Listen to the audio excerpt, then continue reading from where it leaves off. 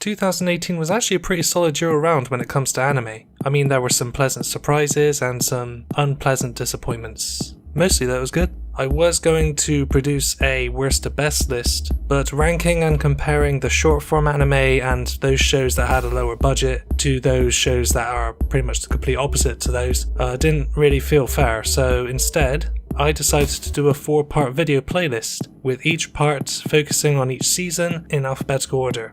I also put upon myself a couple of extra rules just to be safe. First rule, no continuations or movies, so no My Hero Academia or Attack on Titan. However, I will accept reboots and spin-offs. Secondly, those shows must have aired between the beginning of winter 2018 and the end of fall 2018. Basically, as a reference, I looked at sites like LiveChart, My Anime List, and Crunchyroll to get a reference on which shows took place when. So I'm not going to do a giguk and put shows like Children of the Whales on my list, since that show actually aired in fall 2017. Naughty naughty. And lastly, I must have watched at least one series worth of episode for the show, which is about 10 to 13 episodes usually. Most shows do end at the 12 episode mark, although some shows like Darling in the Franxx and Hinamaru Sumo did carry over to the following season, but by that point that's about half of the season, which I feel is enough to get the idea on what the show's about and what it has to offer and whether it's good or not. Well, that's over with. Get your honey-covered lollipops ready. It's time for the new anime of 2018, an annual summary of sorts and whatnot. So, let's begin with winter. To be honest, I didn't really watch much during the season, so this one will be relatively short to compensate for the long-ass intro. Overall, it was good, but let's just start in alphabetical order, of course. Aiko Incarnation.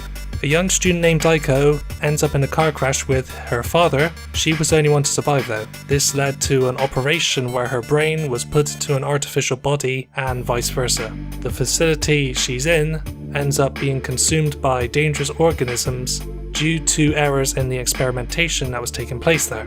Aiko learns from a quote-unquote student named Kanzaki that the rest of her family might still be alive. Her mother and I believe it's her younger brother, that she thought was dead, because they were there in the facility when the outbreak occurred. Kanzaki and Aiko, along with a group of agents, return to the now quarantined zone to attempt to reunite the once broken family, as well as uncovering the truth of what happened during those events. This show was actually animated by the studio Bones, who you may know for animating other popular shows such as My Hero Academia, Space Dandy, basically a lot of the popular stuff. With that being said, the animation is quite good, but it kind of lacks the vibrance and the flair that you'd expect in other Bones projects, as the CG it can be a bit jarring, especially with the roller skating, laser shooting soldiers. Yes, you heard that right. As for the characters, none are really that memorable. For all round they're kind of bland, but I think Aiko is likeable enough, an innocent character. Kind of makes it easy to root for her and to empathize with.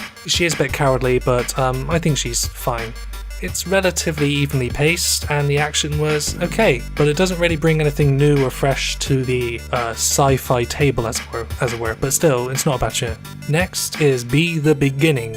Quite a popular show. It's about an investigator named Keith Flick, who I call the Japanese Dr. House.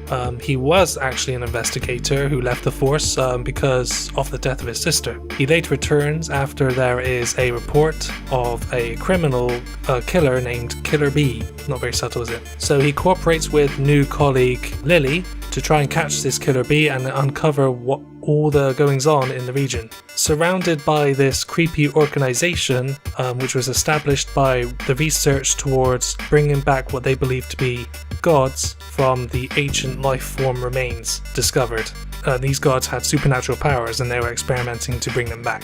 The animation is pretty crisp. It has a pretty intense first episode with a whole car chase thing. Oh, and the fight between Koku and one of the evil organization goons, which leads to one of the most awesome fight sequences. Probably one of the best fight sequences of 2018, with how fluid and cool and the direction and how the water droplets float around whilst they're moving at super fast speed. It's pretty cool. On top of that, it's an engaging sort of drama sci-fi mystery where it gradually reveals stuff over time to the point where okay, everything's fitting in. Oh, okay, it was that person who did it. Okay, that makes sense. but it never really seems out of the blue. It does seem logical, and it all fits together quite nicely. Oh yeah, and that damn ending song. That was one cool ending song. I think it was featuring the lead singer of Man with a Mission, who were on a roll in 2018 when it comes to theme songs. At the end of the day, it's a very accessible Netflix exclusive, especially for those who are relatively new to anime, and I'm kind of looking forward to season 2 when it eventually comes out. Next up is Citrus. Oh boy, here we go. A lot of people did not really like it, and I can understand why. It centers around a girl named Yusuchi, who I'll call Yuzu for short. She moves into a new area, goes to a new all-girls school. She bumps into miserable representative May. Later on in the day though, she finds out, oh no, this May is her new stepsister. Ooh.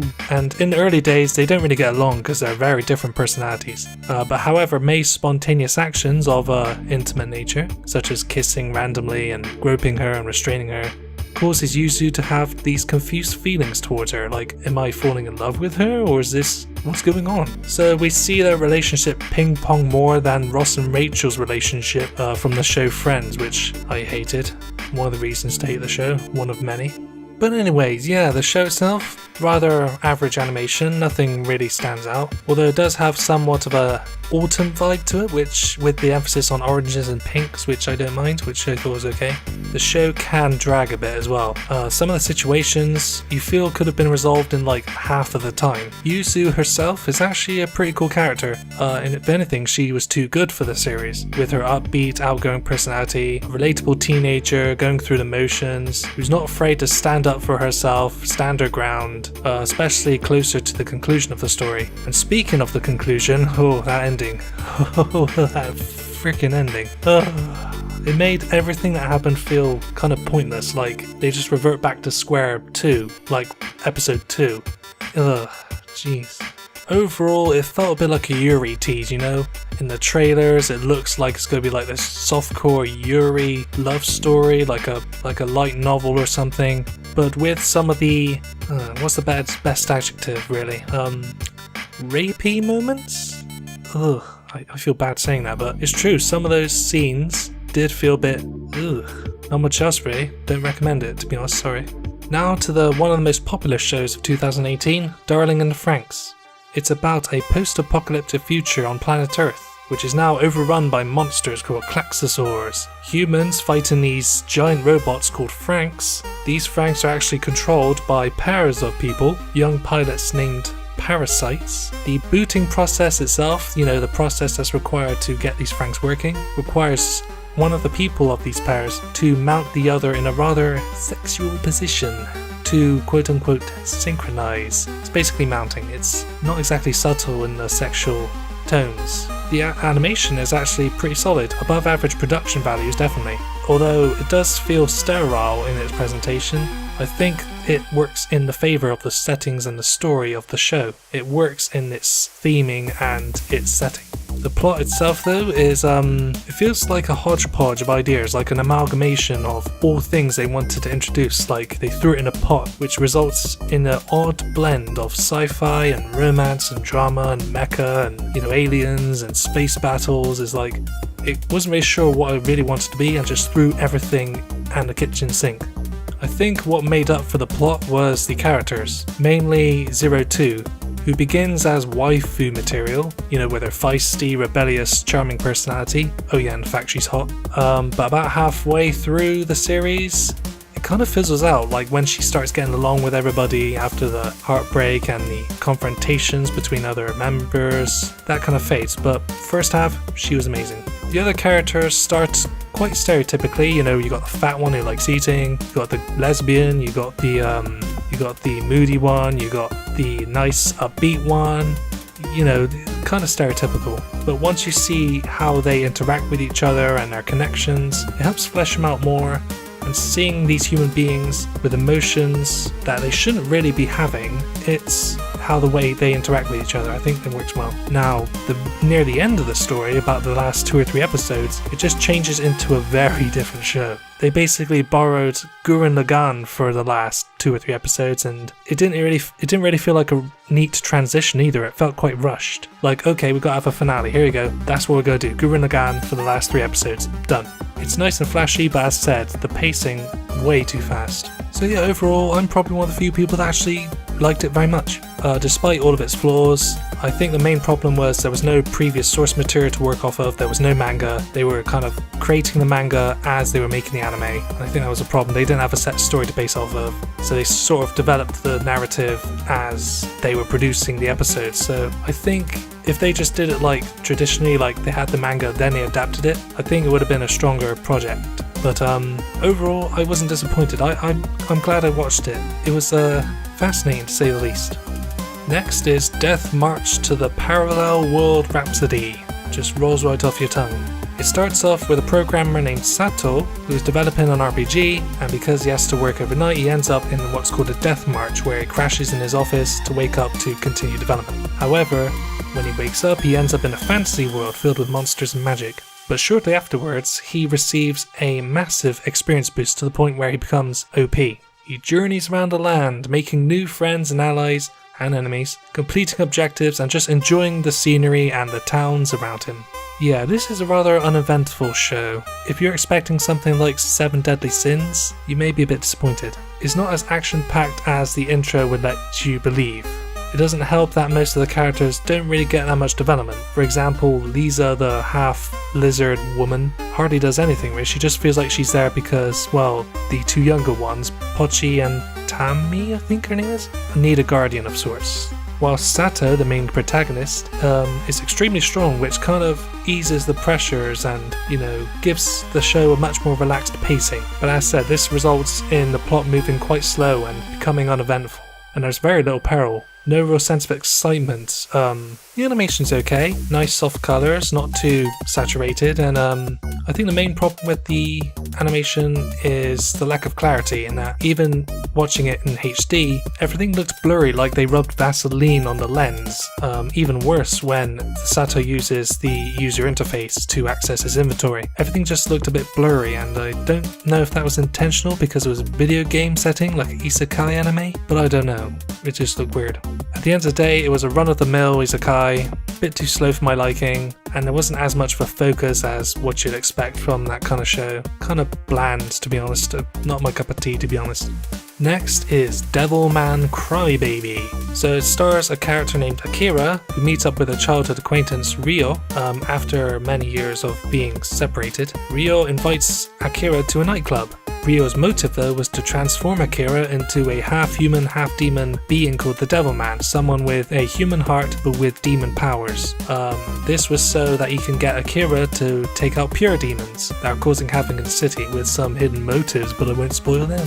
Why? Because this was actually a pretty decent show. Probably one of the best of 2018 in my opinion, and certainly one of the better ONAs available right now. Recommended for gore lovers and people who like strange stuff. And there's quite a bit of strange stuff. Even the art style, which has lots of flat plain colours, but has sort of a nice sort of western comic feel, which makes it easier for, well, anyone to watch really. One thing's for sure though, it has one of the clumsiest running animations I've seen. I mean, if you've watched the old Scooby-Doo cartoons, you'll know what I'm talking about. The way they run is just ridiculous. It's so ridiculous it becomes awesome. That first episode though. The first episode you're introduced to what is basically a crazy ass massacre, like violence, disturbing imagery, like nudity. This is definitely a mature show.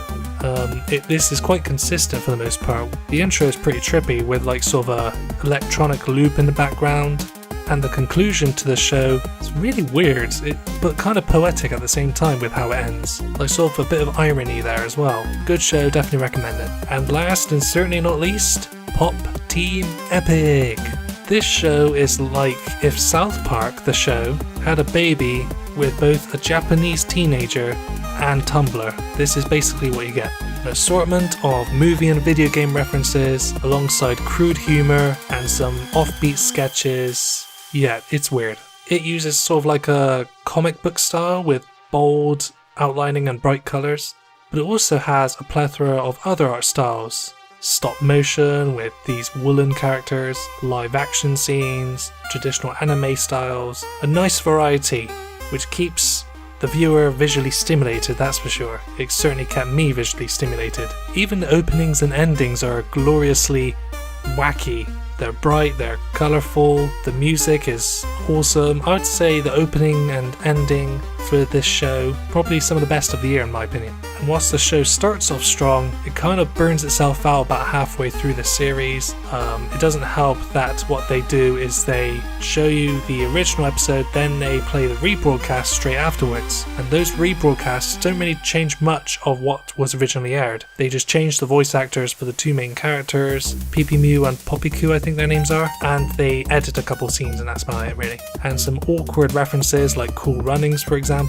Overall, out of all of the shows that aired in 2018, Pop Team Epic was probably the most unique. It had the most unique premise of adapting a very short comic strip into a 10 to 12 minute episode, which must not have been a very easy task. And at the end of the day, it did provide some genuine funny moments, like the sucking lemons instead of sake scene. Genuinely funny to me. If you want a show that's just loony, Pop Team Epic is actually not a bad choice.